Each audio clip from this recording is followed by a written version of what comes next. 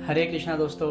तो आज हम चर्चा करने वाले हैं कि हमारे जो 4 प्रमुख वेद हैं, ऋग्वेद, सामवेद, यजुर्वेद और अथर्ववेद, इन चारों वेदों को यदि कोई व्यक्ति अपने जीवन में उतारता है, इनके आदेशों उपदेशों का पालन करता है, तो उसे क्या प्राप्त होगा, यानी इन वेदों का रियल पर्पस क्या है। तो फटाफट हम समझ लेते हैं। इसे समझने के लिए हमें भगवत गीता के 15.15 यानी चैप्टर 15 श्लोक नंबर 15 को रेफर करना होगा।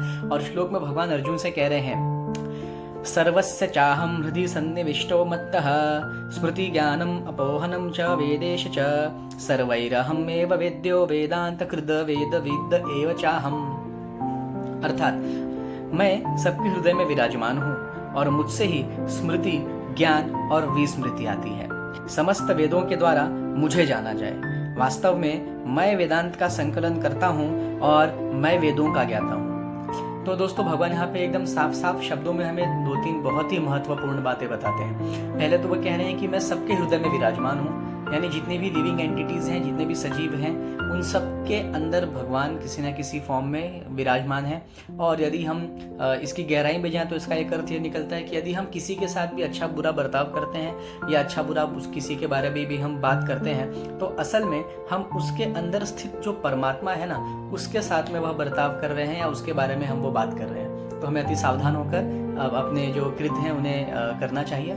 जो दूसरा महत्वपूर्ण चीज़ भगवान हमें यहाँ पर बता रहे हैं कि 3 इम्पॉर्टेंट गुण या हम कह सकते हैं क्वालिटी, स्मृति, ज्ञान और विस्मृति, ये तीनों चीज़ें भगवान ही हमारे अंदर विराजमान होकर हमें प्रदान करते हैं। तो स्मृति का वैसे मतलब तो मेमोरी हो गया, लेकिन यहाँ पे स्मृति का और एक मतलब हो जाता है कि सही गलत के बीच में फ़र्क करना, सही समय पे सही डिसीजन ले पाना और अपॉर्चुनिटीज़ को ग्रैब कर पाना इत्यादि चीज़ें वो स्मृति में आ गई। ज्ञान का मतलब नॉलेज हो गया, वो एकदम क्लियर है। और विस्मृति का जो मीनिंग है वो तो है भूल जाना। तो यहाँ पे भूलने के साथ साथ में और एक चीज़ ये है कि डिसीजन ना ले पाना, सही डिसीजन ना ले पाना, सही गलत के बीच में फ़र्क ना कर पाना, अपॉर्चुनिटी को मिस कर देना, है ना। तो ये तीनों चीज़ें जो है ना, ये हमारे पूरे ज़िंदगी की काया पलट देते हैं, पूरा पाथ चेंज कर देते हैं। और ये तीनों चीज़ें भगवान ही हमें प्रदान करते हैं। लेकिन और गहराई में जाते हैं, भगवान ये हमें ऐसे ही नहीं प्रदान कर देते। ये तीनों चीज़ें भगवान हमें हमारे पूर्व कर्मों के ऊपर जो हमारे फल बनते हैं उसके आधार पे देते हैं। और साथ ही साथ हम जो कर्म करने वाले हैं वो करने के लिए हमारा भाव, हमारा इंटेंशन क्या है, उसके आधार पे भी हमें वो चीज़ें मिलती हैं। ये तीनों चीज़ें मिलती हैं। आगे चलते हैं। तो आगे भगवान कह रहे हैं कि समस्त वेदों का संकलन करता मैं ही हूँ। ठीक है, वैसे हमें पता है कि ये जो वेद, पुराण, उपनिषद वगैरह है, तो महत्वपूर्ण करके जो वेद वगैरह हैं, इन्हें वेद व्यास मुनि ने लिखा है। जब भगवान कहते हैं कि वेद मैंने बनाए हैं, इसका मतलब जो वेद व्यास मुनि हैं वे स्वयं भगवान कृष्ण के एक इनकारनेशन है, एक अवतार है। और यह अवतार मनुष्यों को ज्ञान प्रदान करने के लिए लिया गया है, जिससे मनुष्य को ज्ञान मिल सके कि वह अपने असली घर भगवत धाम, यानी भगवान का जो निज धाम है, पर्सनल आवास है, रेसिडेंस है, वहां तक कैसे पहुंच सकता है। आगे भगवान कह रहे हैं कि वेदों द्वारा मुझे जाना जाए, यानी इन वेदों का रियल पर्पस यहाँ पे भगवान स्पष्ट कर रहे हैं। क्या कि वेदों के द्वारा, वेदों में जितने भी प्रोसेस, जितने भी आदेश उपदेश दिए गए हैं, उनका सिर्फ एक ही उद्देश्य है, और वह है कि हम जीव हैं, हमें परमात्मा तक, हम ईश्वर तक कैसे पहुंचाया जाए, हमें श्री कृष्ण तक कैसे पहुंचाया जाए। ओके, तो वेदों का पर्पस यहाँ पे एकदम क्लियर है। वेदों में धर्म की बातें की गई हैं, अर्थ की बातें की गई हैं, मोक्ष की बातें की गई हैं, भक्ति योग है, कर्म योग है, सांख्य योग है, ध्यान योग है। ये सब का सब निष्कर्ष एक ही है।